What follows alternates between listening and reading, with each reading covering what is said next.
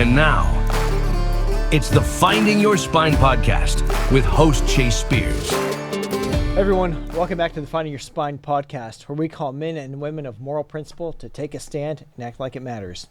I'm joined in studio with Brian Isted today, all the way from up north, Canada, eh?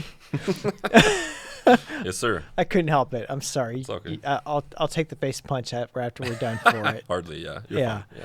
No, it's I don't have an accent. You do, right? Exactly, yeah. Yeah, yours is cooler, too. I just sound like an overly polite person, I guess. I like the southern drawl. It's cooler. The southern drawl. Yeah. It's how my people roll.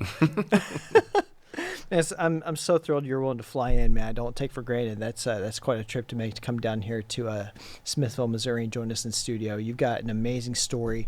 I've watched several of the podcasts that you've been on the last couple of years, and which is why I was like, I've got to get a hold of this guy and have him on. And I was just kind of really excited when you responded and said you'd come down here. So we've got a lot to get into. So I'm just thank you for making the trip. Thanks for having me. I'm pumped to be here. Yeah, it's awesome. Yeah, this place is great. Everyone's been super friendly and they're amazing.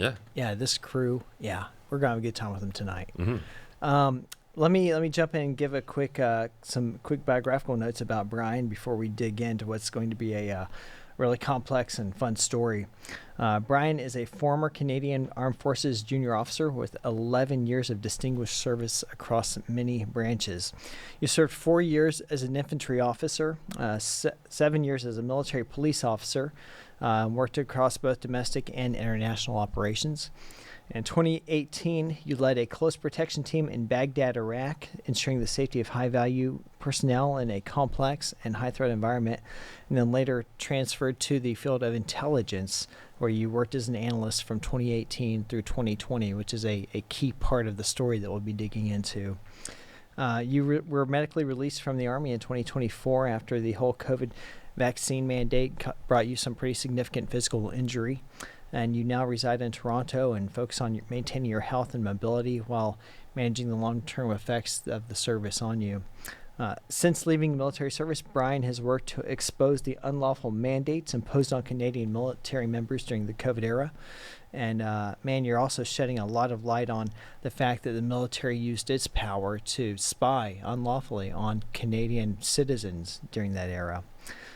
Your story is one that absolutely resonates deeply. You've been on a whole lot of podcasts really shining the light on the malfeasance of the Trudeau administration and some of the continuing ongoing dystopian activities of the government up there. And I know that you take some risk in doing so. And so, man, this is going to be a really, really neat conversation. And I'm just really glad you're willing to come have it. thanks, man. Thank you. Yeah, so, Appreciate it. So tell us a little bit. We got so much to get to. Tell us a little bit about who you are. Like who were you that decided, was raised and decided to join the military and got us up to where we're at now? Sure. So I think I had a relatively normal, if not sort of average, childhood. Being a Canadian kid growing up in the suburbs, we played sports and mostly hockey because there wasn't a whole heck of a lot else to do up there. But it was super fun being an athlete growing up, playing hockey with all my buddies, all the way up through high school, a brief stint of it in university. Grew up, I wouldn't say religious, but we attended church pretty regularly until my hockey sort of took over from that. My mom was my Sunday school teacher, as I mentioned to you, I think in our first conversation. So attending Sunday school after church wasn't much of an option because that was my ride back. So it was Sunday school then, or church then Sunday school. I'd say I was an average student, maybe a little bit above average in college and university. Kind of always demonstrated an above average work ethic in terms of athletics, which was sort of more intrinsically interesting to me than academics were. I got decent enough grades, graduated university in 2012, sort of as a mature student after a couple attempts at college and university, being successful and graduating in 2012.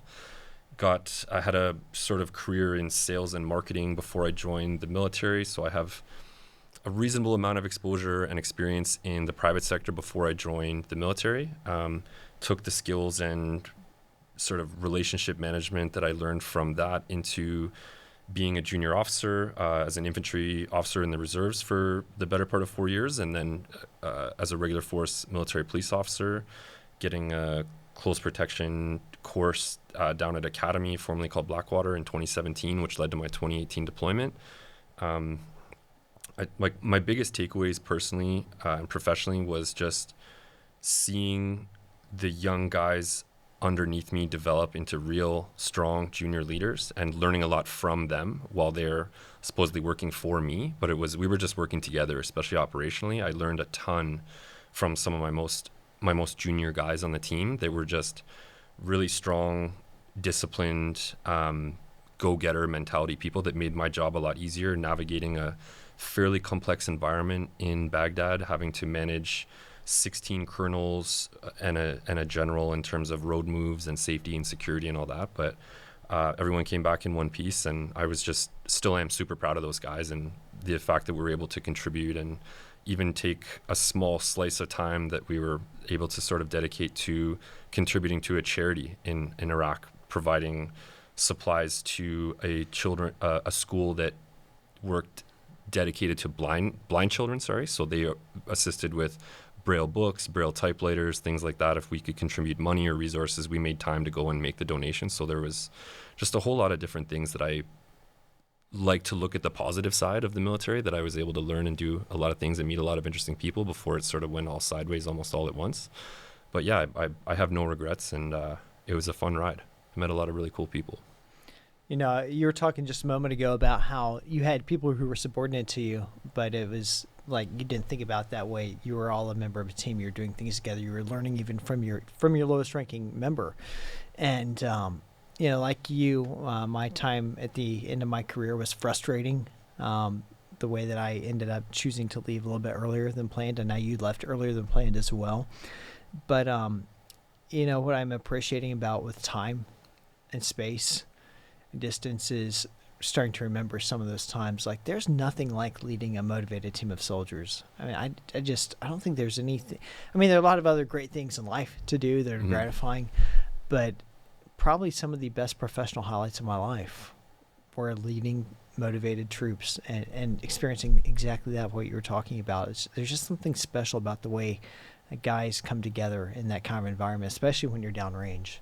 Yeah, I made probably more mistakes in my career than almost anyone I know. So it was really humbling and refreshing to be reminded, you know what I mean, of the mistakes that I was making by folks that were supposedly junior to me, but them taking the time to mentor me, whether it was a sergeant, you know what I mean, a warrant, a master corporal, whoever it was at the time, you know what I mean, whether it was in a potentially dangerous or volatile environment, whether we had a vehicle go down and we need to make, you know what I mean, there's actions that are required to happen right now, we need to sort this out, or just administrative stuff, as again, I'm trying to navigate this complex sort of administrative environment, heavy administrative environment in Iraq. There's just so many experiences that I had that I was able to, I made almost every mistake imaginable. You'd think that after a while you'd start learning from them, but knowing myself, I made all the mistakes you could make, but had really strong guys beside me and behind me that were able to sort of help me along the way. And that's my biggest takeaway for sure. I'm still friends with many of them. Yeah, there's a unique bond there you don't get anywhere else. Yeah, I agree. So when did you first join the Army?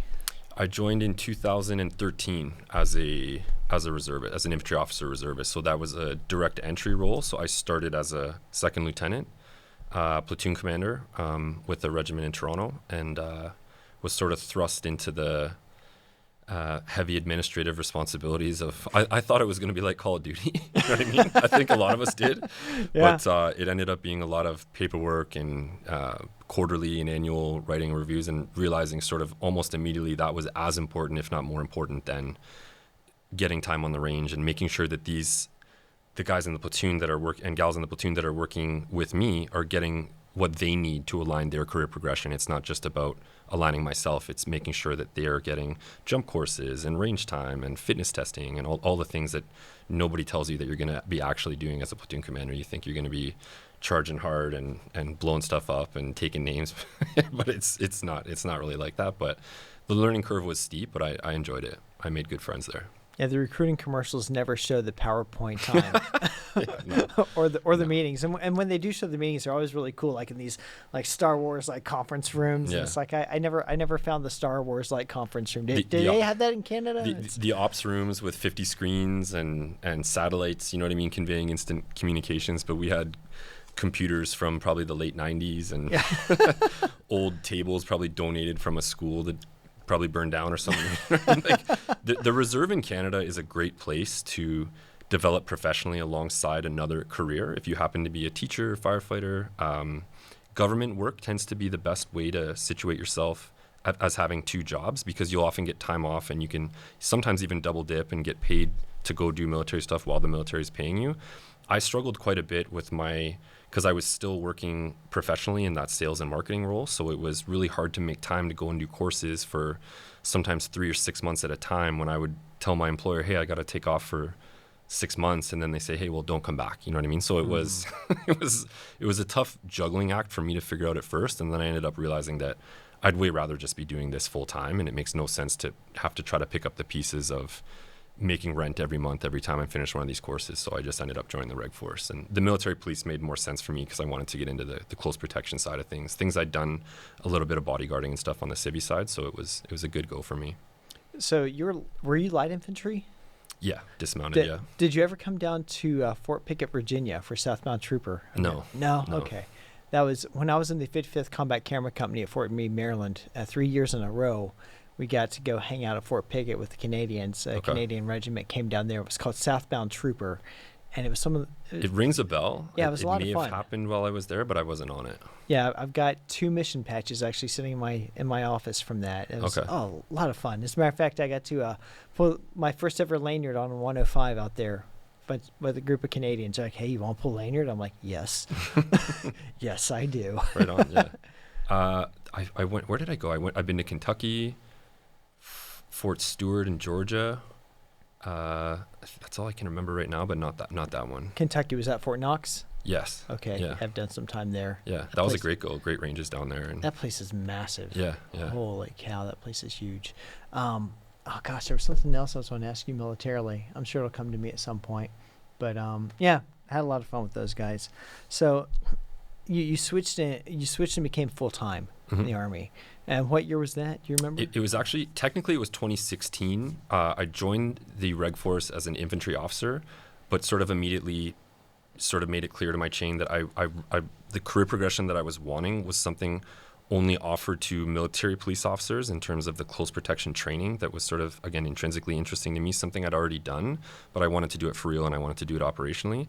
And these are just courses that are not offered to infantry officers for the most part because of the way that funding and serials work and how they align, you know what I mean? They connect dots. You have to be an MP to do these things. So I kind of made it clear to them that that's what I wanted to do. And they aligned me to do that the following year. They let me sort of join the holding platoon and they say, okay, well, mark time here for a bit and we'll make sure you get on the next serial that you can align with the goals that you've set out with. It was a bit of an administrative burden, but I should say that I was a bit of an administrative burden to them at the time. But in the long run, everything worked out. I was really lucky, actually, the timing worked out. And so then what was your transition into military intelligence?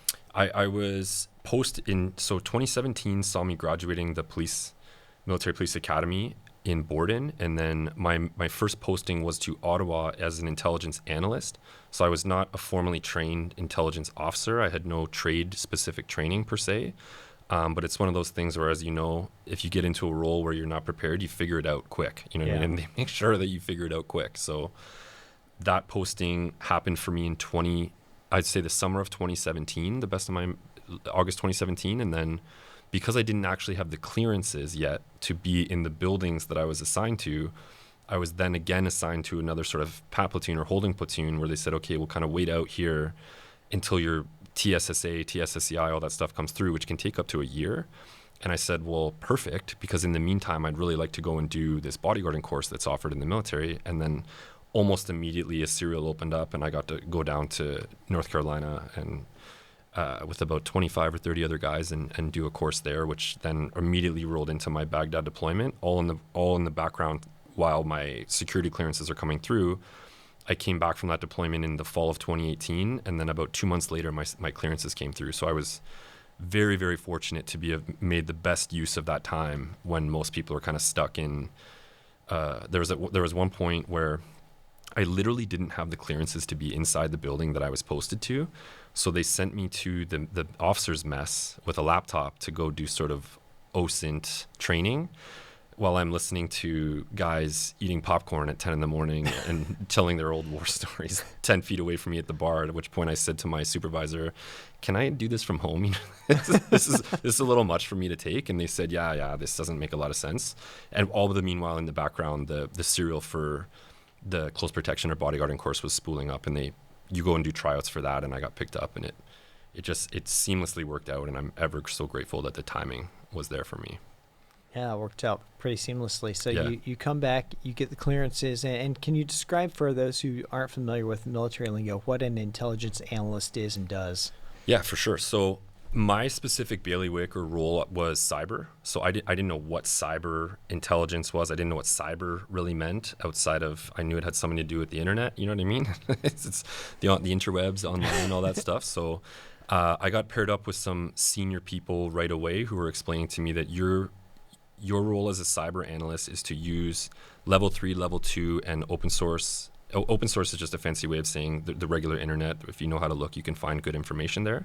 So you use top secret, secret, and open source information to read essentially reporting on terrorism, cryptocurrency, and organized crime, and the way that those three things can kind of bleed together. So those were my files that I was working on, that I'm trying to gather as much information from the reporting, from three or four or five different sources of reporting, and then try to figure out patterns from that information. So what, at the strategic level, so what does this mean for the Allies and Canada in the next year, in the next 5 years? You know what I mean? Where are we headed in terms of cyber threats, cyber analysis?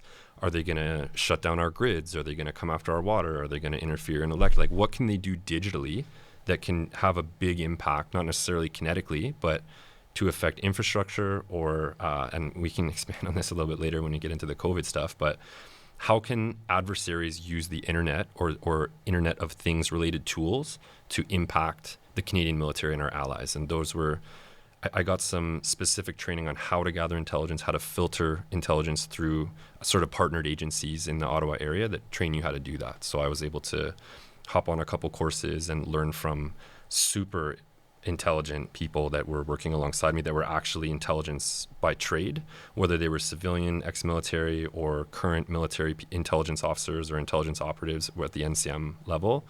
I was super fortunate to work alongside men and women that were way smarter than me and had been doing it for a lot longer. So you kind of get belt fed this information, and then if you're keen, you soak up as much as you can, and you just want to contribute. So I had several things that were published in the intelligence world, that the intelligence documents that I was kind of contributing to that would go up to the senior leadership.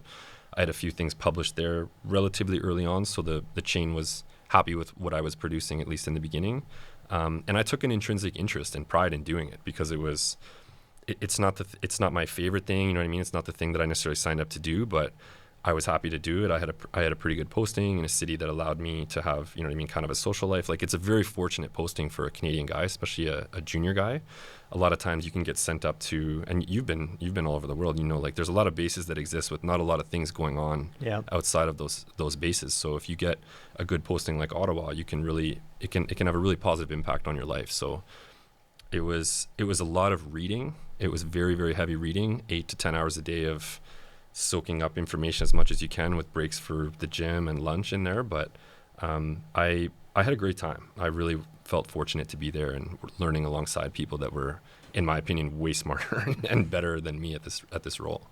So you're going along. You're actually working as an analyst now, and everything that you're doing is about being able to spot potential threats, especially in the cyber realm. I mean, that also merges right into information, right? Being able to spot, okay, what are things that adversaries may be doing to try to influence populations, to shift perceptions, to plant false narratives.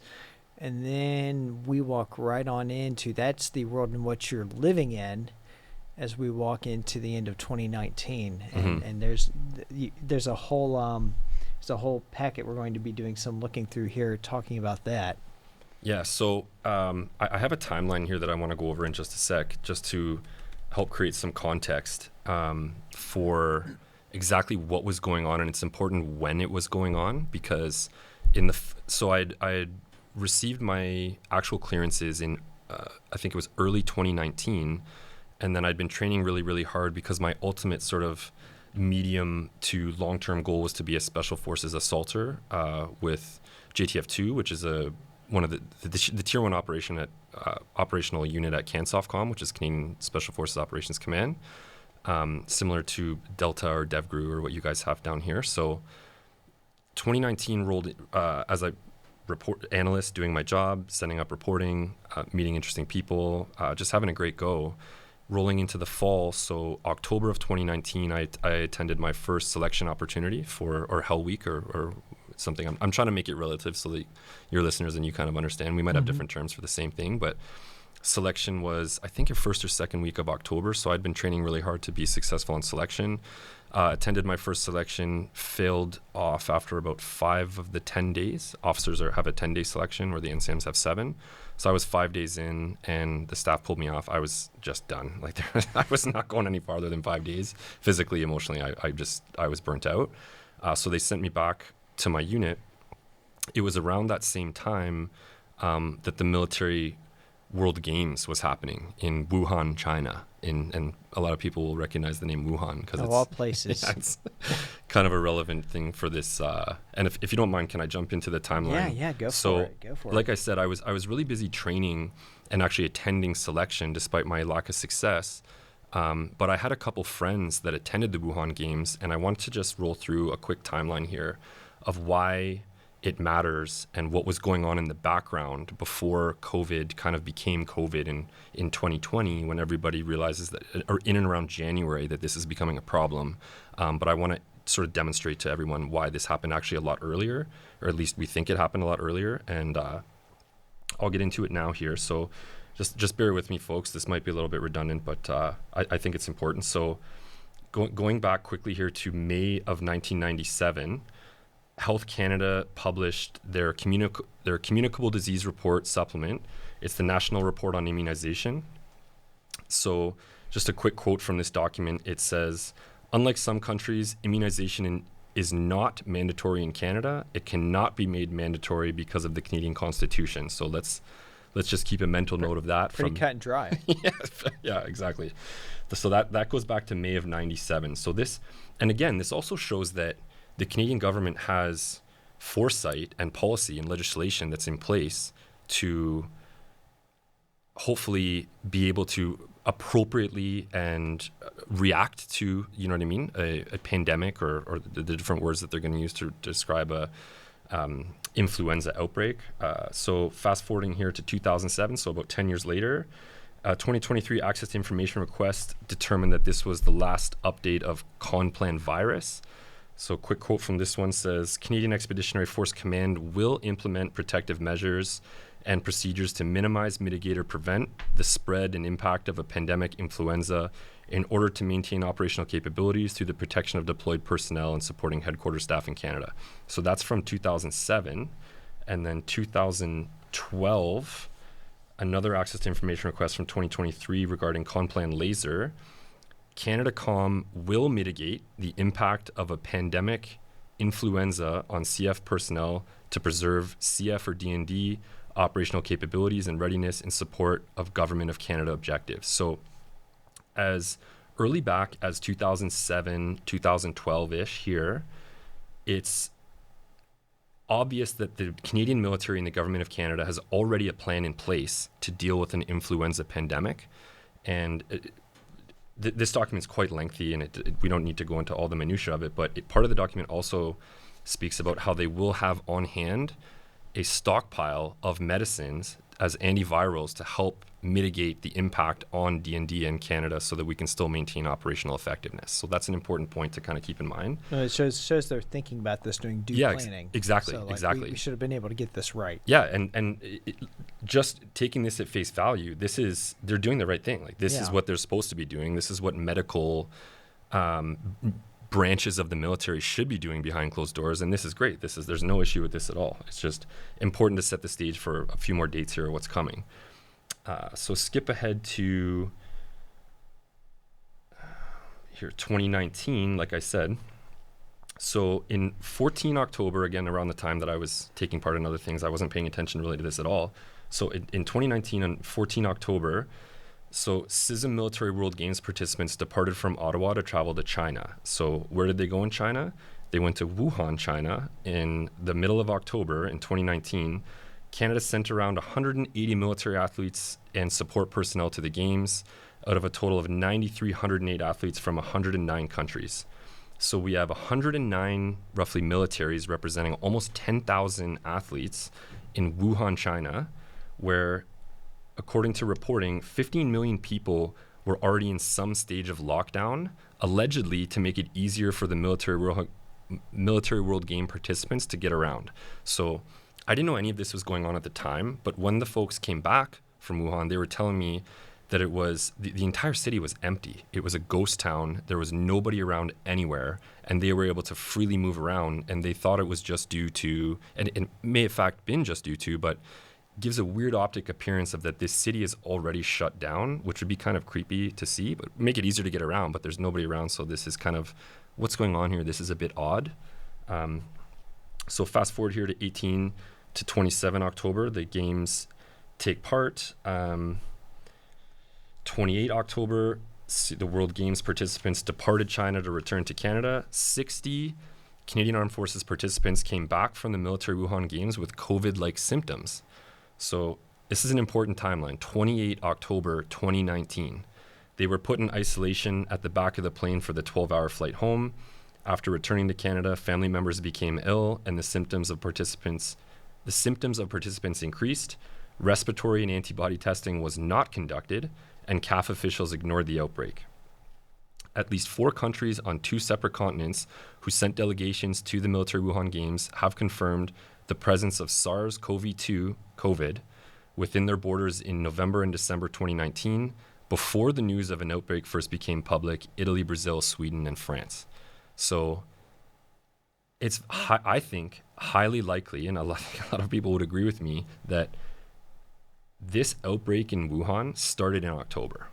It's at least likely that many of these athletes returned to Canada and started spreading this virus late October, as opposed to December, January, when we were told that these things were happening. And this is an important timeline because once we get into the mandate stuff later, it's quite a lot of time has passed before they decided that we should all get vaccinated.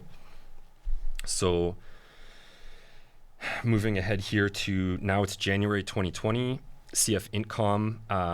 So CF Intcom was where I was working as an intelligence analyst. That stands for Canadian Forces Intelligence Command. That's an umbrella organization that houses a bunch of different intelligence organizations and teams that do different things but work together for a common goal, if that makes sense. Mm-hmm. So CF Intcom, a massive intelligence structure, started to report on COVID-19 in January 2020.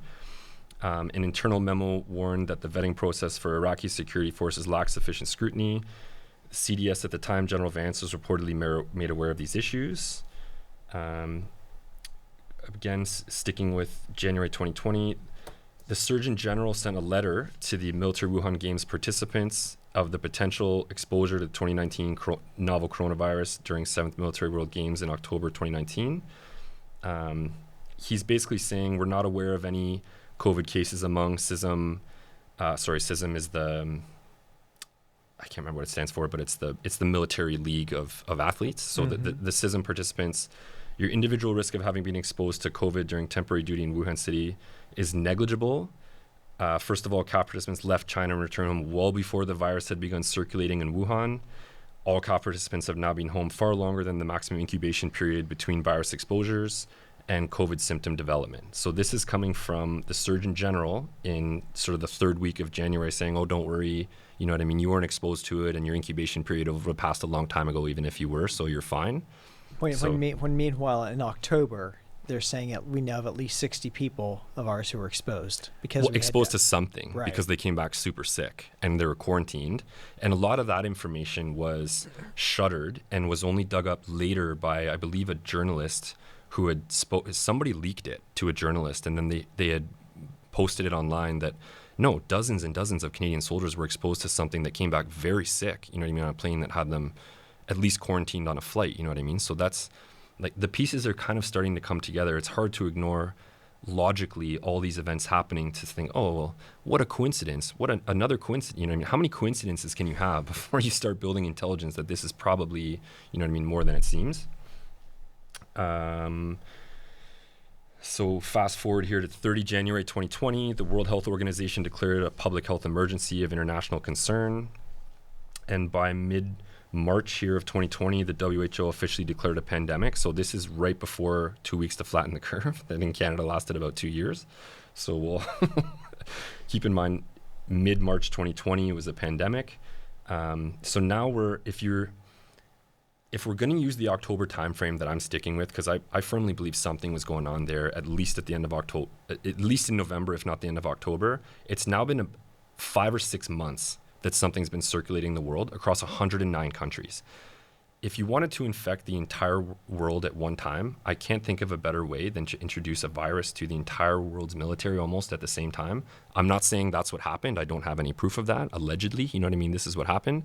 But if I was going to do it, that's probably what I would do. You know what I mean? If I have everybody in one place at one time, what a better way than to use a biological agent to affect them, you know what I mean, in one place while the rest of your city is locked down, ensuring that they spread it amongst each other. So take that for what it is. Fast forward here. There's so much going on here. So fast forward to 4 December 2020, the government of Canada now has agreements in place with 7 pharmaceutical companies to purchase vaccines. Pfizer and Moderna expected to be first. They openly acknowledge the legal risk of mandated vaccination and how it breaches informed consent. So this is coming from a briefing note for the CDS, prioritization, distribution, and immunization, prepared and signed by General Vance, at the time overseen by Major General Cadeau. So the expected uptake rate in this document for the Canadian population was 64%, the CAF exceeding that around 75%. Again, moving forward here in the timeline, 14 December, forgive me, correction here. So moving into, so that was, forgive me here, I'm a little bit. So that was 4 December 2020, moving ahead to 14 December 2020. Voluntary COVID-19 vaccination began in Canada. Voluntary, yeah. Well, at this time, from the best of my recollection, I believe it was still. But this is now more than a year later since the outbreak has happened across basically the entire world now. So a year into the pandemic, we are now starting to vaccinate voluntarily, you know what I mean, a select group of people that are, I think, first responders and military and folks that were sort of on the front lines, which I kind of understand. I get it, at least up until now. So moving ahead a little bit now, we're in 6 January 2021. Voluntary COVID-19 vaccination began in the CAF. Moderna was the only vaccine offered by the Canadian Forces Health Services. Surgeon General Bilodeau at the time confirmed that, like other vaccines provided to CAF members, the COVID-19 vaccine would not be mandatory, except potentially for deployments. And there's a direct quote here from the document. The Surgeon General CAF vaccine rollout message says, like other vaccines provided to CAF members, COVID-19 will not be mandatory. This remains a voluntary option for all. Whether or not a vaccine will be made a requirement for an operation or a position is a decision to be made by operational commanders in consultation with their medical advisors. So it's now early January 21, and the Surgeon General is saying this is not mandatory other than specific sort of logistical circumstances that may require this moving forward. So sort of wait out for more. Moving ahead now to 2 February 2021, there's a briefing note to the CDS, the Chief of Defense Staff, on COVID-19 immunization campaign issued by the Office of the Judge Advocate General, or JAG, so the lawyers in the military, that's basically says, implying that it is required for compliance with universality of service or a bona fide occupational requirement at this time would be incorrect. So the legal arm of the military is talking to the most senior officers in the military, saying, are you familiar with universality of service? It's the requirement that means that you meet at least the minimum requirements sort of physically, mentally, psychologically to be competent at your job in any role. Okay. That's like kind of colloquially we refer to as the universality of service. So you're fit, you're healthy, you're good to go, you know what I mean? You can be gainfully employed. You're not on medical limitations or some other thing that would limit you, you know what I mean? You reflect the requirement of the universality of service. The JAGs are saying it's incorrect to say that this vaccine meets that requirement. So sort of tread lightly on this because it's not a good idea to make this mandatory. I'm skipping ahead here a little bit to 11 February 2021. So another briefing note for the CDS on COVID-19 vaccination requirements for the Canadian Armed Forces, prepared but not signed by Admiral MacDonald. Currently, there is no supporting evidence to suggest that there is a need for all CAF members to be vaccinated. Implying that it is required for compliance with, again, universality of service or bona fide occupational requirement is incorrect. Based on the limited data available on the authorized COVID-19 vaccines, it is recommended that there be no formal requirement for the vaccination of CAF members except in prospective circumstances where a member is to be deployed or employed. And then they have a bunch of criteria here to a foreign country, to a domestic region, expeditionary operations where, you know what I mean, vaccinations. Certain vaccinations are required to go to certain countries. Malaria, and you've deployed, they give you a bunch. You go for a needle parade and you get stuck with a bunch of stuff. This is fascinating to me because you're showing all the way into February of 2021, and listeners, stick with us. There's a reason we're going through this. We've got somewhere we're going to. Is up until this point, early 2021, the military brass, the lawyers, the medical people are saying, "Hey, let's proceed with caution on this." Mm-hmm. And we know the story that we're going to skip ahead to is how the Canadian government lost its ever-loving mind eventually. But that at this exact point in time, down here in the U.S., commanders are talking about the vaccine like it's the second coming of the Lord Almighty. I mean, this will save us. This will fix us. It's voluntary. It's voluntary. Mm-hmm. But do you want to get us through this? Do you want to solve the problem? Oh, the shot will fix it all. The shot will fix it all. Yeah, 100% safe and effective, right? Yeah. Like all the that brainwashing campaign led everybody to believe. Amazing, all these generals got like specialties in infectious diseases overnight. Mm-hmm. Amazing. Yeah, feel free to interrupt me at any point for clarity or questions along the line here if I just keep rambling on. Fast forward here a little bit into the spring of there, and I'm jumping over important stuff here. In the background, there's a bunch of generals being dismissed over inappropriate sort of sexual cancellations with regard to their behavior sometimes 20, 30 years prior in Royal Military College, or an inappropriate email or something that was sent. And there's a handful of generals here that were all canceled around the same time as they were sort of inching towards finding what appeared to be the general that would toe the line for them, that was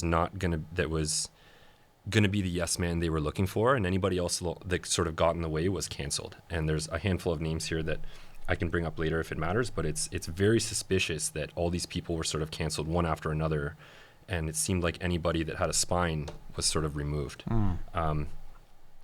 Jumping ahead here, 14 July 21. So this is a very important exercise called Op Nunuk. This took place in very northern Canada. So this is signed by their commander of CJOC, so that's Canadian Joint Operations Command. So they manage kind of anything operationally in the Canadian military, requesting a blanket COVID-19 vaccination mandate for Op Nunuk. So at the time, they were basically weighing the pros and cons of should we be vaccinating everybody that's going on this exercise, you know what I mean, to demonstrate that we're logistically there's a requirement to do this, so should we be doing this? And the purpose of this letter is to formally request the authority to enforce mandatory vaccination for personnel who will take part in Op Nunuk 21. This request is necessary in order to remain compliant with territorial COVID-19 mitigation strategy and allow commanders greater flexibility to achieve operational success. Very important note here. I assess that the benefits associated with a mandatory vaccination requirement for Op Nunuk 2021 outweigh the risks. Please find the enclosed briefing note at reference for more details concerning this assessment. So they're now sort of trending, they're starting to trend towards believing that logistically there's a requirement to do this.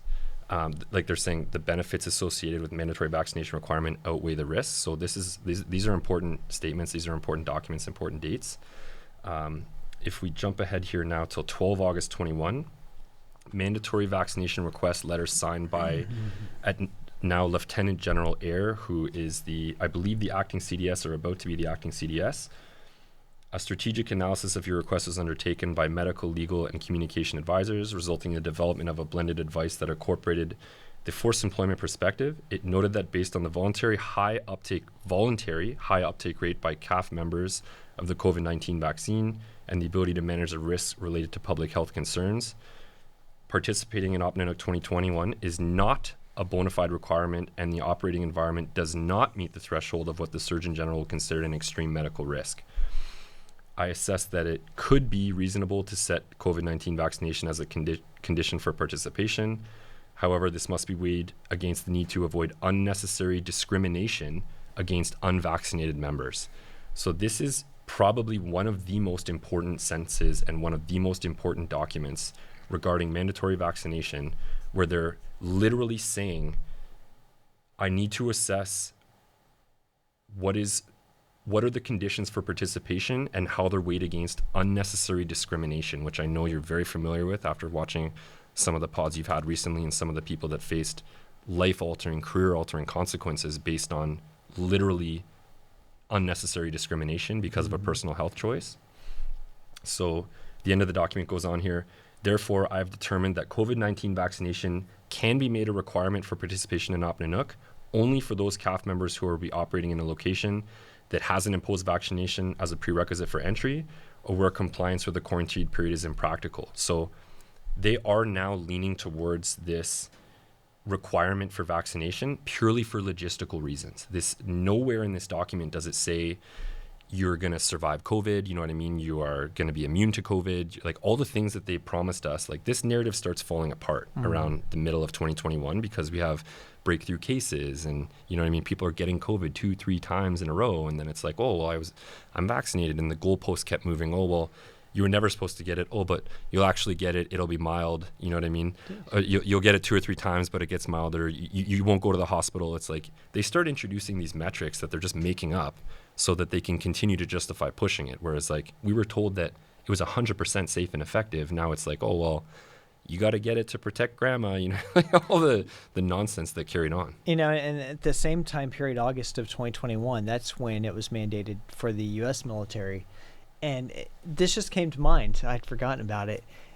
We had the breakthrough cases, and it was interesting. It was almost like the people at the high level, the celebrity levels, the senior political levels, when they would get it, they would immediately have to do this social media post about it, acknowledging, yes, I've received COVID, and of course, we also know they've been jabbed multiple times because it's like they think they're in an airport. They need to announce every departure. I got a needle today. I got a needle today. I got a needle today.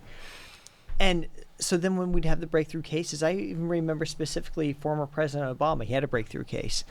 And the line was, it's like it came from a PR agency that they all got. Yes, I got COVID again. I'm so grateful for the vaccine because the vaccine most assuredly means that it's not going to be nearly as bad. And again, I was watching the goalpost move. We went from this will stop it to, oh, I'm so grateful for my shot that I'm now sick with the same thing that was supposed to keep me from getting. And I worked in the Combined Arms Center headquarters at Fort Leavenworth during this time. And dude, it was like a religious chant. I would hear people in the office every single day of that year in some way find a reason to give thanks for the vaccine. And there were times I looked around and I was like, am I in a temple? I mean, and I don't say that tongue in cheek. It literally felt like a religious dirge. All thanks like to the cult? Shot. Almost. Yeah. Almost. It was the no weirdest thing. Yeah. Yeah, I completely empathize with that. So where are we at? We're at 12 August. So one day later, 13 August 21, the Government of Canada announced its intention to require COVID-19 vaccination for travelers and employees in the federally regulated transportation sectors. So this is mid-August 21. So it's now 15 August 21. PM Trudeau announced a snap election for the 20th of September, and the mandatory COVID-19 vaccination for federal public servants and passengers on trains and planes was announced as part of the Liberal Party of Canada election platform.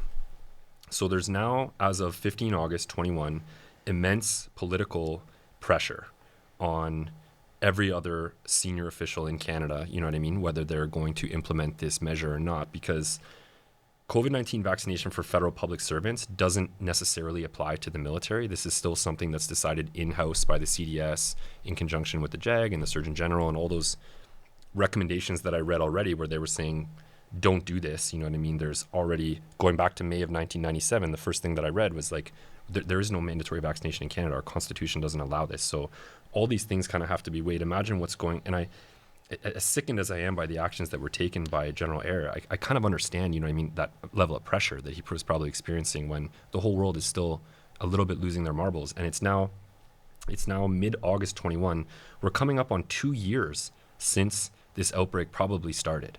So 2 years later, you know what I mean, we all need to be vaccinated for something that probably would have killed us like a year and a half ago, you know what I mean? Because this thing's been circulating to 100+ countries almost 2 years long now. So it's like, according to the narrative, we should all be dead by then. Yeah, more or less. If you looked at the modeling that was coming out, it was like everyone was going to get smoked of this. And 2 years later, you're still fine. You know what I mean? You're probably going to be fine at this point. So it's now 18 August 21, and they're not even hiding this anymore. PM Trudeau threatened consequences for all those who chose not to get fully vaccinated without having a legitimate medical reason. And when you say for all, what does that mean?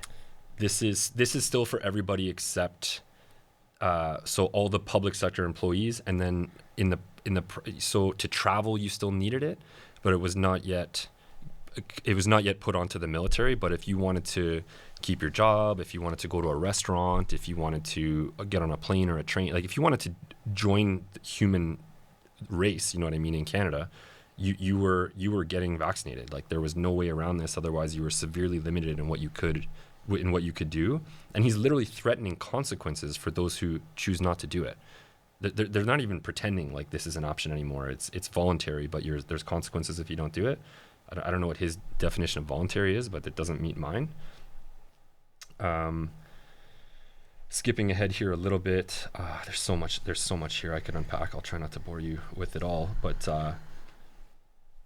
jumping ahead to now. So now we're in October of 21, and the acting CDS General Eyre announced that the federal government's COVID-19 vaccination mandate for federal government employees includes the CAF. So CAF being Canadian Armed Forces. So it's now the first week of October 2021. It's now mandatory for everyone in the military to get this. It's like there's a 90+% uptake already months ago. You know what I mean? That's already happened in the CAF, but it's now become actually mandatory. So there's going to be administrative professional consequences if you don't take this thing. But another important timeline is it's now actually almost 2 full years since the outbreak has happened. And another important distinction is that there was an election on the 20th of September that the Liberals won. So Trudeau is now still in power, still making that flex. You know what I mean? I'm going to carry on wielding this sword of nightmares against anyone that doesn't go along with the narrative here. So 2 days later, 8 October 21, the acting CDS signs the directive on COVID-19 vaccination, making vaccination mandatory. So it's now on paper. And the CDS articulates his mission, highlight the example of COVID-19 vaccination compliance would play in encouraging COVID-19 vaccinations across Canada. So there's a paragraph I'm going to quote here. In accordance with the Governor of Canada direction, the CAF will implement this COVID-19 vaccination directive in order to protect members of the CAF and defense team and to demonstrate responsible leadership to Canada and Canadians through the defense team response to the pandemic. So this is overtly done for optics. Yeah. The soldiers are now being treated as a pincushion for experimental medicine so that they can show the rest of Canada, which has already an extraordinarily high uptake of this vaccine, that you should do it because the soldiers did it.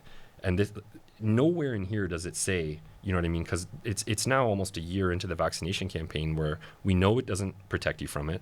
They keep moving the goalpost to say that, it's these metrics that are impossible to prove. But you'll stay out of the hospital, or you won't do this, you won't do this. Like, none of these are the things that made us get it in the first place, but they're still pretending like that's the reason. I want to really ping on this, the optics piece right there, because I saw that so much here, not just with COVID, though our military leaders did use it for that same reason, but like President Obama was really bad about this. Like the whole time that he was very much pushing to make the U.S. a much more left-wing, liberal, progressive society. And I remember when he was pushing to do away with the don't ask, don't tell policy. One of the major reasons he wanted to do that was because if you can point to the military and say, oh, look, they're all-inclusive now. They've got rid of this policy. Shouldn't you company, shouldn't you church, shouldn't you city, shouldn't you community, because the military had such high standing in the public's view. The military had very high approval ratings. I mean, so it's interesting to see the same tactic being used there, because the military is viewed with such a sense of respect by the public. Well, if we force the military literally at gunpoint, you will do this. And then we tell the public, oh, look at the military, they're embracing this. Mm-hmm. But they don't show behind if the curtain. If it's good for them, it's good for you, yeah, right? But they don't tell you the other side of the story where, well, they're doing it because we coerced them. Mm-hmm. Yeah, so that more or less ends the timeline here. And I want to tie this into what was going on with me personally, backtracking a little bit. So my second attempt at selection happened in May, I believe it was April or May of 2021. So now I've been sort of existing in the background in a staff officer role. I was posted out of the intelligence section in 2020, and I picked up a role in force development. So I was in charge of procurement of weapons and training and the peripherals that go with the weapons in terms of a rollout of a military police taser program, because they wanted to outfit all military police with tasers and new vests to accommodate tasers and the ammunition and training and everything that goes along with that. So that was my job in the background while I was training for my second attempt at selection. I'm not going to lie, I wasn't the strongest staff officer of all time, you know what I mean, putting it mildly. So I'm doing what I can to sort of help outfit the military police branch, getting the tools that it requires while still training for selection in the background. I get to go on my second selection in April of 2021. I'm successful on my second attempt, so I the only way to say it is I survived all 10 days. Just finishing doesn't mean you get picked up, but once you finish, you go to a board, they look at your file, and then I got an email about a month or so later saying, congratulations, you know what I mean, you were deemed to be successful through selection, so you get your joining instructions, or your JIs, which is a 10 or so page document that says, be here at this time, bring this, blah, blah, blah, blah, blah, you will be fully vaccinated. So it's now July of 2021, well before the mandate, where I'm getting a document in writing that says you will be fully vaccinated to attend your assaulter course this summer. And I had not yet received the vaccine. I didn't want to get the vaccine. I didn't think I needed the vaccine. I wasn't screaming from the rooftops people not to get it. It was a personal choice that I made. I was as healthy as anyone could probably possibly be at that point in my life, having successfully passed one of the hardest physical tests that I've ever had to do in my life, you know what I mean, a second time. So it was one of those moments where I really had to do a gut check and think, am I really going to go and take this thing? You know what I mean? I'm already hearing the horror stories of people having the myocarditis thing was already well established in the media. I heard anecdotal evidence of colleagues, of some people having severe reactions, including a friend of mine within the military, a colleague that was hospitalized and paralyzed from the waist down after getting their vaccine. So there's a lot going on in my mind. But when I've trained this long to get my sort of dream job at JTF2, I sort of had to bite the bullet and take the vaccination. And I'm the first one to admit that it was kind of cowardly for me to do that. I should have stuck to my guns and not gotten it or done something, you know what I mean, to try to avoid getting it. But I went and got my first one almost right away. A few weeks later now, maybe a month or so later, I'm into training. I'm in the in-doc period of when you show up to assaulter course, like they give you they kind of roll the carpet out for you a little bit and say, here's how everything's about to change, like your life's about to get a lot busier kind of thing. And they literally called us out. They said, who here doesn't have their second shot or any shot? You know what I mean? Put your hand up. And only one other guy and I put our hands up. So there's two of us in a room of dozens of people putting our hand up, and the platoon warrant looks at you and says, like, go get it. You know what I mean? Like right now. You know what I mean? Go to the med tent and get it right now. And when... But of all the things to be asking you guys about in this course. Yeah. And you know what? Looking back, I kind of wish that I had asked the medic to not give it to me and maybe, you know what I mean, squirt it on the floor or like throw the vial in the trash and say, you know what I mean? But being in that situation and with all those guys who probably do have this thing for an integrity reason, I should probably take this. You know what I mean? All these guys have taken it. I'm no better than them. You know what I mean? I'm no different than them. I'll just take it. So I end up taking it. This is now we're now into, I believe it's early to mid-July of 2021. And that night, I have every conceivable side effect that I've seen listed for the vaccine shots that happens right away. So fever, chills, aching, sweating, you know what I mean? Just a miserable night that I had that night in my bed there waiting in the shacks where we were sort of living in the little compound there. I got no sleep that night, 0. And I was basically awake all night just shivering and sweating. Took me a couple days to bounce back from that, just to be able to get enough sleep to be a functional human on that course. And this isn't a place where you kind of show up and pass, you know what I mean? This is the hardest training that's offered in the military, and you have to you have to be aware of what's going on around you, especially when you get into the ranges and how many moving pieces and dangerous weapons you're using, sometimes right next to or over top of the head of your buddy, right? So it's now sort of mid to end July. We're on the ranges every day for 10, 12 hours a day. You're on the ranges shooting. It's amazing. Like, I'm not going to pretend it wasn't awesome. It's awesome. You know what I mean? You get to shoot guns all day with world-class instruction around awesome dudes. Everybody there's a stud. Everybody's trying to pull their own weight. Like, it's a good go. And I'm exhausted. I'm physically exhausted. It's obviously demanding training, which would make anyone exhausted. And I was already 37, so I'm late to the game. You know what I mean? In the Special Forces community, that's a young man's game, and I'm kind of one of the oldest guys there. I'm doing my best to keep up, but I'm suffering. Like, I'm struggling to get out of bed in the morning. My fatigue is insane. My back pain is insane. I can't really seem to keep up. I experience a bunch of training. I failed a couple tests early on in shooting that I shouldn't have. You know what I mean? The pressure got to me. The stress got to me. I end up passing retests, so I'm moving on. It's now moving into the fall. We've been in the field for about a month doing in-field specific training. I'm struggling even more. Like, my pain, my fatigue level is just, I can't make sense of why I'm not able to keep up, because I've always been, you know what I mean, somebody that not just keeps up but excels in these environments. And I'm experiencing so much difficulty that the senior staff kind of recognize that, and they basically pull you aside for your PRB, or your progress review board, where they kind of, if you're having trouble, they'll let you know, and then they sit you down and say what's going on, and they talk to you. So they deem that I'm sort of not keeping up, and I'm going to be removed from training at this time. So now it's the first week of October, give or take. So I'm obviously devastated. So I go home that day or the next day. I literally go back to Ottawa, and it's within about 24, 48 hours that I'm in so much pain in my right leg. There's a pain in my upper calf, sort of behind my right knee. I'm in so much pain, I can barely walk. It's hard to even stand up.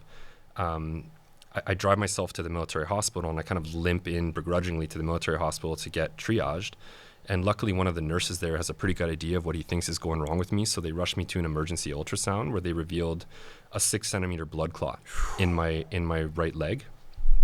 So now I'm put on a gurney. I'm sort of sent upstairs. I'm immediately placed on blood thinners. Like within an hour or so, or maybe less, I was on blood thinners. The doctor's explaining to me, this is actually very serious. Like, you're not going to work. Like, you're not doing anything. You're on bed rest for at least 2 weeks, if not a month, maybe longer. So sort of take this medication and essentially just like stay at home. While I'm in the bed there getting this advice from the physician, 2 beds over from me, behind that curtain of, in the hospital when they pull that curtain around of I call it the curtain of silence, but like the curtain of privacy. It doesn't, you can hear everything, you know what I mean? The person's 6 feet away from you. So there's a young lady, maybe in her late 20s, early 30s, it's a couple beds over from me, and she also has a blood clot. Like, that's another military member that's younger than me, significantly, it sounded like anyway, that has a blood clot.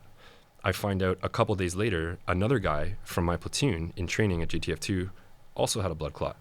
And like, by now, you know what I mean, we're well into it's mid October 21. Like, these side effects are fairly well established, and we know what the risks are to especially healthy young people.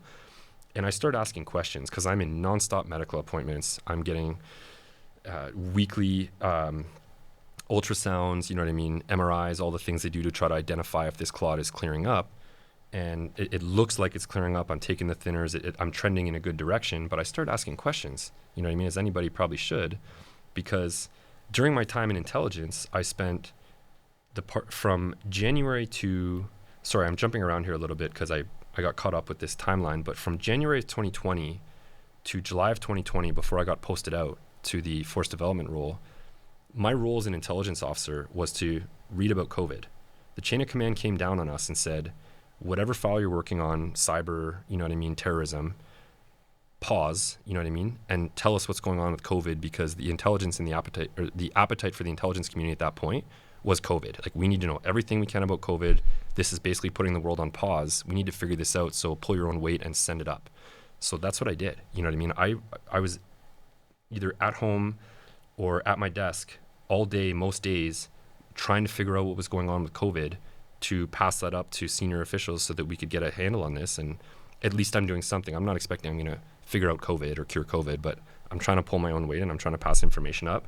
And the more I kept looking, the more I realized that this was really only dangerous to people that were very old, very overweight, or very sick. But if you were very old, overweight, and sick, there was a real risk for you. You know what I mean? Like, you're now in that sort of 0.1% of people that's might get smoked by this. And there was lots and lots of documented evidence. And I would urge everyone that's listening to this to go and pick up a book called Diary of a Psychosis by Tom Woods, where he goes into intimate detail from about March of 2020, maybe even earlier, all the way through the pandemic, of how much data there was to show that exactly what everybody knows now in hindsight as what the risks were, they knew pretty early on. At least they had a lot of good reason to believe that the measures they were taking were severe overreaction. So trying to catch up here and put this into a coherent flow, I'm now on bed rest with my blood clot, with 2 years into the pandemic of many, many months of my job to literally be to try to figure out what this virus was, and knowing that I was really never at risk in the first place. I started asking a lot of questions of doctors, and one of the first hematologists, I think it was the first hematologist that I was sent to, in his office, he told me that, I asked him, what are the chances this could be related to the vaccine? I know it's one of the listed side effects. And his response to me was, stay off Facebook. Stay off Facebook. Yeah, stay off Facebook was the advice from the doctor. I don't even have Facebook. I you know what I mean? Like, doesn't sound like medical advice. Well, back then that was the narrative, right? Like, it was still sort of condescending or inappropriate to assume that anything could come negative from the vaccine, as they were still pushing that it was safe and effective. Okay, you just had developed a case of the coincidences, right? Yeah. Like 10 of them in a row, apparently. Yeah. And so that kind of, it really took a lot of self-restraint to not smash the desk, you know what I mean, or flip it over and tell that guy what I thought of him. And I know that he's kind of maybe just doing what he's told, but at the same time, am I not allowed to ask questions without getting some kind of condescending response like this? You know what I mean? So I'm sort of really starting to get depressed now, you know what I mean, with my health failing, my back being crazy sore, my lower back, which is like kind of normal for guys in special operations. I think that bigger guys, older guys in special ops, like you're so physically, that job is so physically demanding. It takes such a toll on your body. It's normal that you're in pain. Like, those are aches and pains that come from training and come from the training that went into getting that training. And that's normal. So in my head, I'm justifying this as, suck it up. You know what I mean? You're an older dude, like, stuff hurts, move on with your life. But I'm waking up in the mornings. It's now into early 2022. I'm waking up in the mornings nauseous because my back pain is so much, it radiates through my stomach. So I start asking the doctor about why my back pain is so bad. They recommend me for imaging and blood work. And many, many months go by for all these appointments to come to fruition. But it's now the summer of 22 when I've been off work for months at this point. I'm like, the pain is next level. And I'm diagnosed with quite a rare autoimmune disease, which begins in my spine, at the base of my spine, in what's called your sacroiliac, or your SI joint. So my spine is attempting, my autoimmune disease is called ankylosing spondylitis.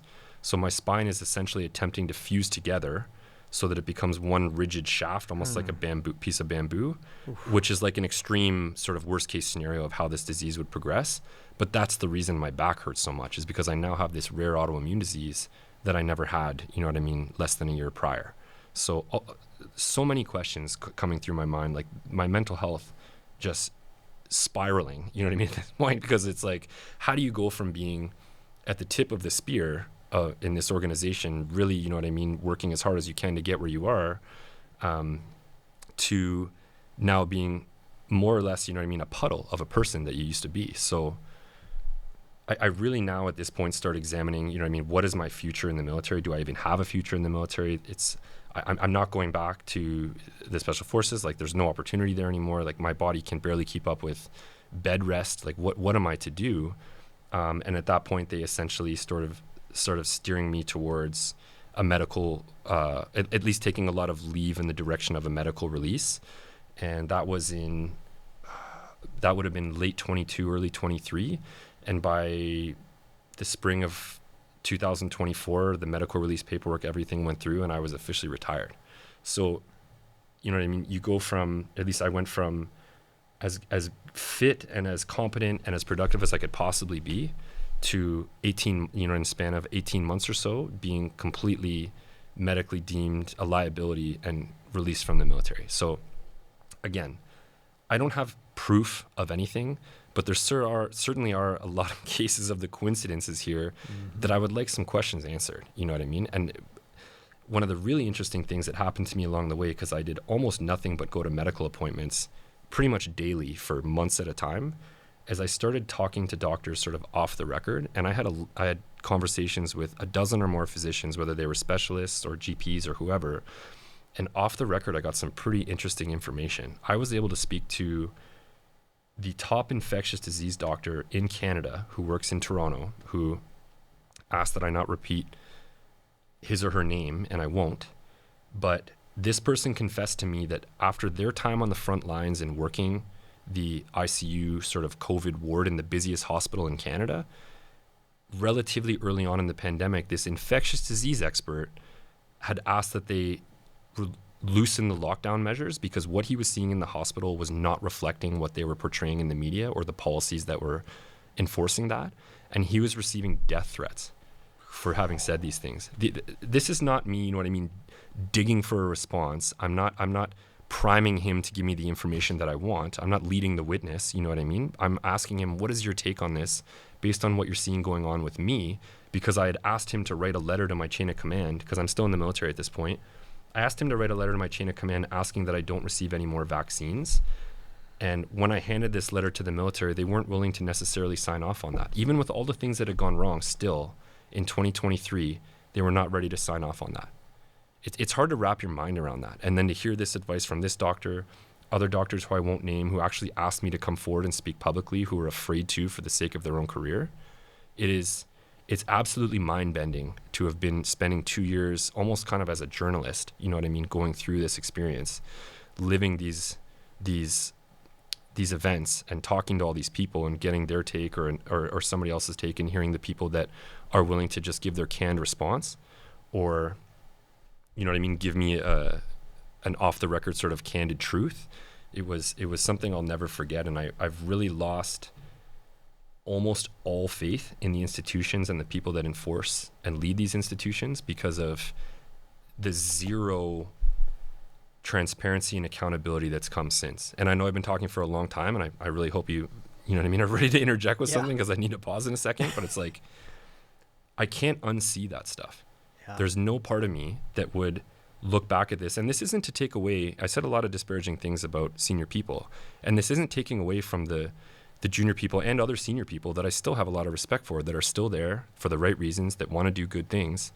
And I have nothing but time for these people, and they talk to me privately and say that they're embarrassed with the direction that things have gone, and they're almost ashamed to be a part of something that is so just overtly corrupt and gross that they sort of empathize with me, and they would like to probably leave too, but they're kind of stuck with their mortgage and their alimony payments or whatever it is. You know, I mean, real life has caught up to them, and they're in a situation where they can't afford to leave. So was I sort of blessed with a financial ability to kind of walk away given the early pension that I received? Yes, thank you. The military did that correctly for me. I appreciate that. But there is so much more here to unpack of the people that need to actually find their spine.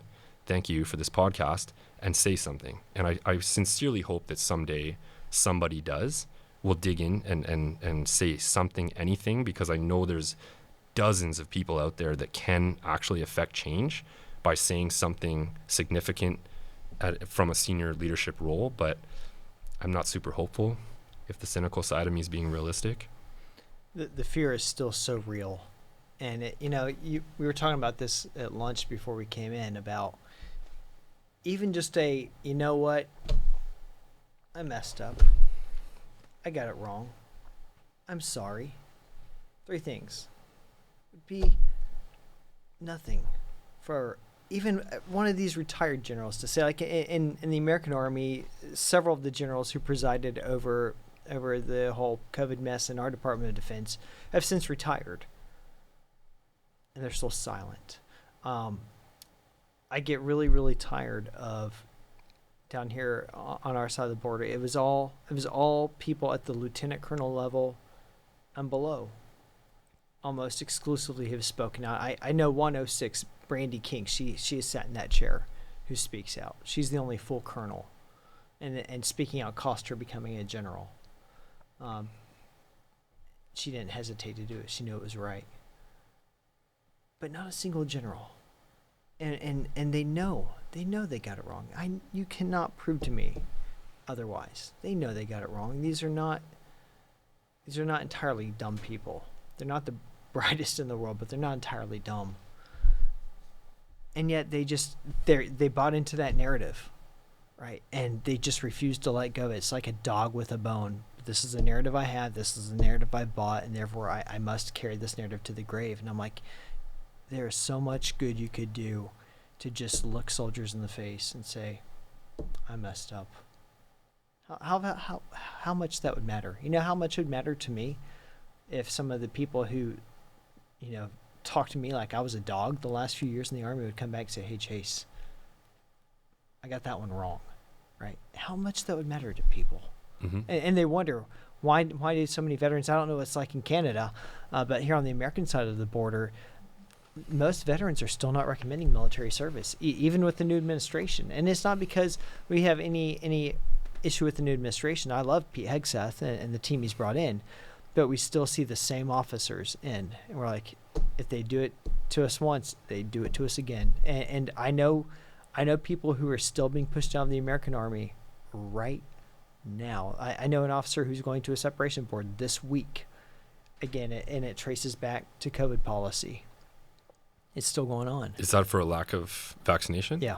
And they're still doing that, even though it's been rescinded. Still, they're finding ways around. Yeah, they're using technical things like keeping general officer memorandums, reprimands in people's files instead of pulling them out, even though that letter is now erroneous because the policy has changed. But they're still keeping it in the file, and they're telling the service member, well, we're not going to get rid of it. You have to go through an appeals process, and the appeals process is just ignoring them, acting like it's still 2021. Yeah, it's just it's an administrative hurdle that they'll set up and then just deliberately ignore, no matter how tight your admin is. I'll give another example of a medical officer that I know. A medical officer, a doctor, who had refused the vaccination based on an intense amount of due diligence and research, providing all of the proper administration in the form of briefing notes with I actually saw the document myself, and you give references that start, or annexes that start with A. There were so many annexes on this document. I think it went to XX, because you go through A to Z, and then you go through AA, BB, BB. So we're talking dozens and dozens of references from a medical officer about why this vaccination was not necessary for themselves. And the level of this person was put on leave with pay, sort of indefinitely back in 21 leading into 22, which lasted almost till the end of 22. And then when this person went back to work, received nothing but just vindictive, constant criticism, resulting in literally tearful conversations that I had to listen to of how poisonous this person's chain of command was, when the requirement had been lifted at that point, late in 22. And it was just so disturbing for me to have to listen to that of someone who is more than qualified to make this decision for themselves, being subjected to just absolute toxicity at the behest of their senior officer. Mm-hmm. And to this day, no one's been fired, no one's been reprimanded, no one's even been mildly, punished for all this stuff that's gone on. And people's careers and lives were ruined. It's so gross. No one's been held accountable. And there's been some signaling from some senior Pentagon officials who are good people, who are on our side of this morally, but have come out and said, look, guys, there's not going to be accountability. Get over it and move on. Like the train has moved on and we're moving on to future things. And it's like, no, you have to have accountability. And And accountability does not have to be like French Revolution style stuff. I'm talking some generals failed in leadership. That means they should not be in command anymore. Some generals failed morally. It's probably time to invite them to retire. Some commanders failed their troops and perpetuated such toxic atmospheres of enforcement that they had soldiers commit suicide. Well, they probably shouldn't be selected for promotion. Right? There has to be something. Mm-hmm. Right? I agree. I mean, you just in a society built on the rule of law, if you lose confidence in the rule of law, if you lose confidence that the law matters, I've read that book.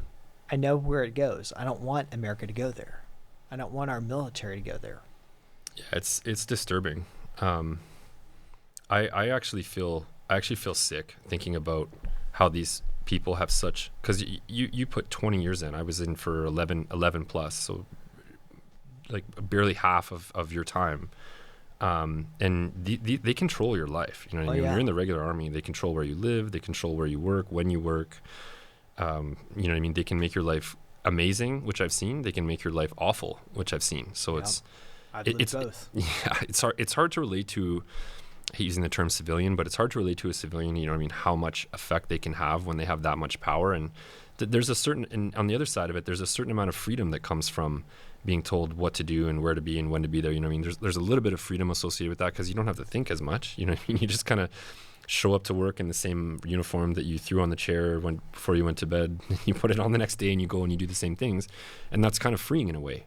But when they turn the tables and they make it a vindictive nightmare, I don't understand why they can't just do exactly what you said. And I agree with everything you just said, where making a mistake is okay. I think I said this earlier, where I've made more mistakes than almost anyone I know in my career, whether I reacted poorly to a situation, a person, tactically I did the wrong thing and put my own troops in more risk than they needed to be, or I missed a turn, or I called a wrong turn when we were moving and we ended up in an area of the city that we shouldn't be in and my other team's not with. Like, I've done all of those things, all of them, you know what I mean? Probably a few times over, some of them. So it's like, I've signed chits for bad attitude. You know what I mean? If you have a bad attitude in an environment and someone doesn't like what you did or what you said, I've done that. You know what I mean? I've made every mistake you can make as a junior leader, and I just signed off on all of them and said, I'm going to try to not do this again. I'll try to do better. I'll learn from this and hopefully move on. And I slowly did sort of get better. But one of the things they teach you when you're coming up through battle school as a junior officer is that you have to own your mistakes, or the troops will not respect you. You know what I mean? There's nothing worse than an officer who makes a mistake, or anyone who makes a mistake, but especially an officer who makes a mistake and then tries to either weasel out of it, blame it on someone else, take no responsibility, any combination of those things. And that's literally exactly what's happening now from everyone across the board. So do as I do, not as I say doesn't build, you know what I mean, a cohesive team of folks in the Canadian Armed Forces or any military. And we really need someone to find a spine. I found mine as brittle and as, you know what I mean, as ravaged as it is and continuing to get worse. But I found it enough to come here and talk with folks like you, and I appreciate being here more than you know, to get this message out, because this is not done. This is not, sorry, you know what I mean, we made a mistake. I'm even willing to understand and empathize with the early on overreactions, because working on the front lines of intelligence and speaking to PhDs, MDs, rocket scientists, all the folks that are in these top secret meetings beside me, you know what I mean, while the COVID stuff was rolling out, it was very clear that we didn't have a complete picture of this January, February, March. And an overreaction at that time is arguably better than an underreaction when you don't have a complete picture in the sake of public safety. Like, I'm even willing to, the first 2 weeks to flatten the curve, I get it. But after that, and then continuing to dig in as this was the right choice, we're going to stick with this. No, something's got to give somewhere. And I love platforms like this where I get the opportunity to come and talk about it and almost beg for someone to stand up, to do something, to show that they've found their spine, or maybe guilt or something's gotten to them, or they're no longer in and they can say something without risking charges, because that's what will happen for sure. If you're in still, they'll come after you administratively and they'll put you in what they call Club Ed, or in Edmonton, where they put you in military jail for saying something out of turn. I don't know. I'm disturbed by it. Yeah, and we're watching it happen right now. There's a guy named Rob Green. He was actually the very first episode of this. He's a U.S. Navy commander, and he refuses to stop speaking out, and the Navy has officially placed him under investigation. I mean, they're just, even with the change of administration. For what? Yeah, exactly. For what? For what? They're speaking out. They don't like these speaking out, so they're looking and trying to see, well, can they get a case on him? I assume probably based on contemptuous speech against officials is probably, but I don't know because it's under investigation, so they're not talking about it. But I mean, he hasn't broken any laws. All he's done is said there are rules. There are rules. Mm-hmm. You should follow them, right? And he hasn't backed off of that. And he said we need to have because accountability. reasons. Yeah, because reasons. Because reasons. You know, I want to. We got a few minutes here together to finish up, and there's so much. Man, I need like 3 more hours with you to even scratch the surface. I can ramble on forever, Chase. But I really want to highlight the spine because you really do have one. This for is, now. This is. Thank you, though. Yeah. This is potentially legitimately risky for you. We enjoy the First Amendment in the United States. We don't have that in Canada. You don't have that in Canada. No. It's so as recently as last week, a lawyer affiliated with the convoy and the sort of the anti-lockdown convoy that occurred in Ottawa that I'm sure a lot of your listeners are familiar with. One of the lawyers representing the parties investigating Trudeau about the oversteps taken there was debanked last week. So RBC has since come forward and said, oh, we've debanked this person because of risks associated with crypto investments or something. And it's like, okay, maybe, you know what I mean? But probably not. It seems like, again, what a coincidence. Yeah. There's been a lot of coincidences since 2020. So there is some risk associated with me. And I want to be completely transparent. And for anyone who thinks I'm doing this for self-serving reasons, I'm involved in a lawsuit against the Canadian military, in a mass tort lawsuit, civil lawsuit for breach of power, or sorry, abuse of power. So good. There's many people named in this lawsuit that I'm suing them for $1 million, and I would like to call them out right now, if you don't mind. Let's do it. So in this lawsuit is named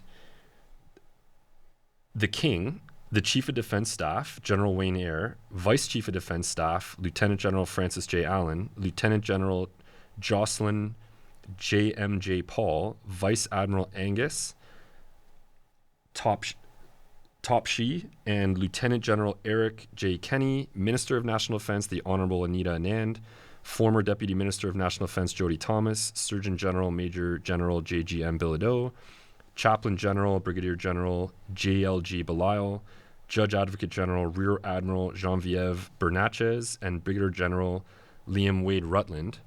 I would issue a challenge to all these people. I'm willing to donate the entire $1 million proceeds of the reward of a successful civil lawsuit if any one of those people, any or all of those people, will step forward and provide an honest affidavit of evidence as to why these decisions were made behind closed doors, of these extreme measures and mandates and everything that went into all the problems that we now have.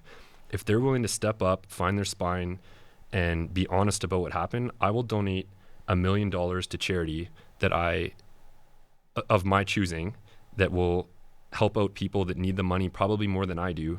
And I'm not doing this for the money. I'm doing this for accountability and transparency. And you just dropped the hammer. I can't think of another way to go about this. Like, I've been begging for this since I was still fighting to sort of keep my career together as it unraveled around me. And I'm willing to give up $1 million to do this.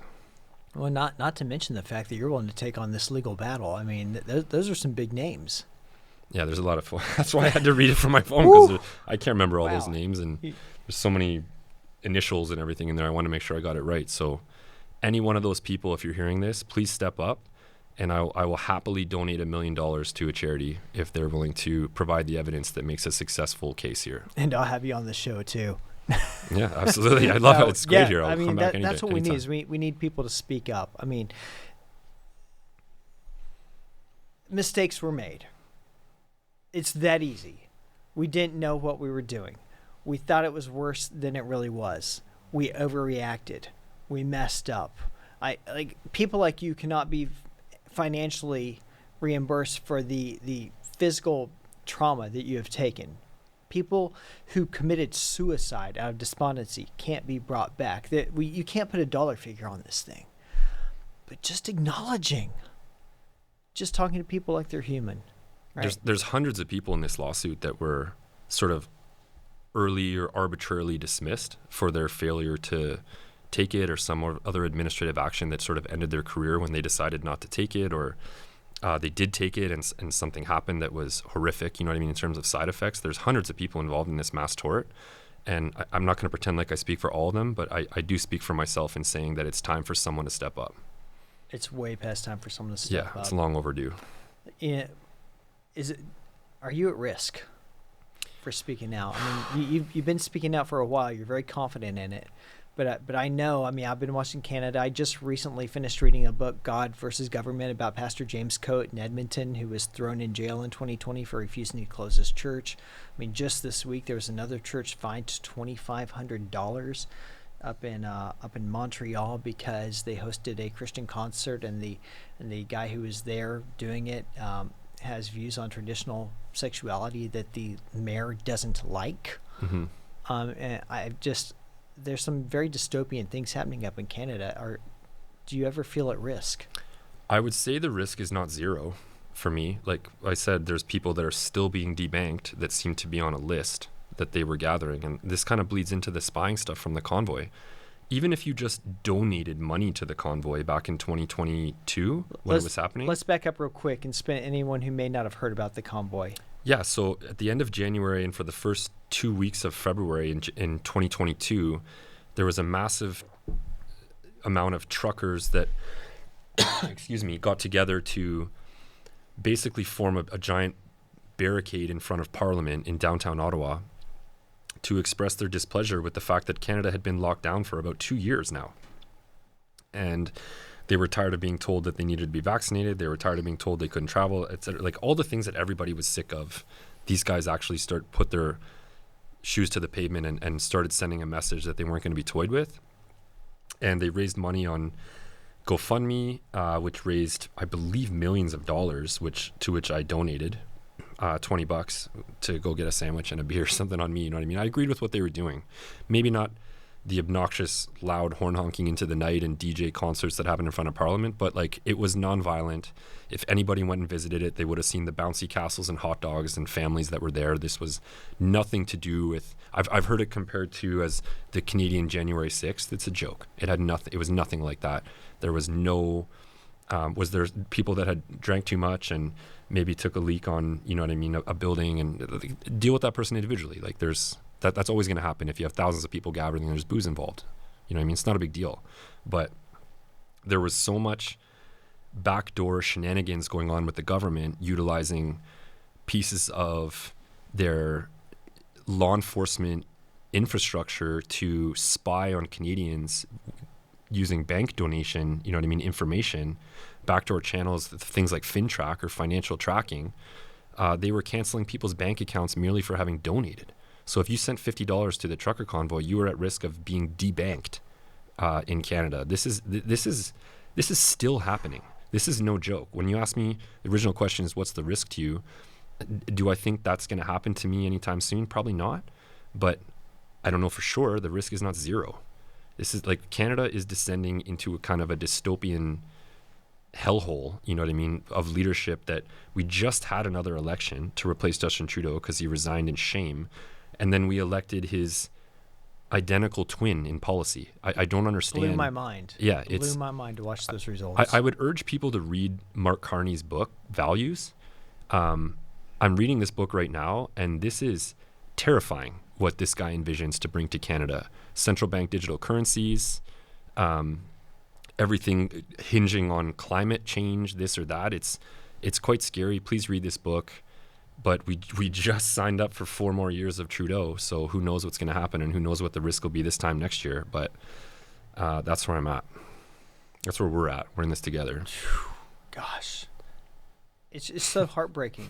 I mean, a little bit, yeah. I mean, our countries have so much in shared heritage. Yeah. I mean, how is a Commonwealth nation getting this far off track?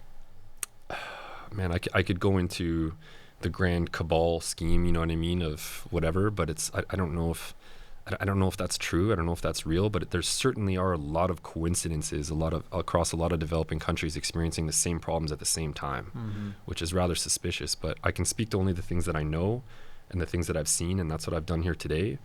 I just hope somebody will say something. I hope somebody steps up. Yeah, we need more people to do it. I mean, that's why I'm here, and I don't pretend to be any giant, man. But I got tired. I got tired the last few years of people wringing the hands and woe is us and what do we do? And I'm like, I don't know, do something. Something. Say something. Say something. It's never been easier to say something. There are infinite social media channels, literally, to send a message to the world instantly, where it can have a tremendous impact.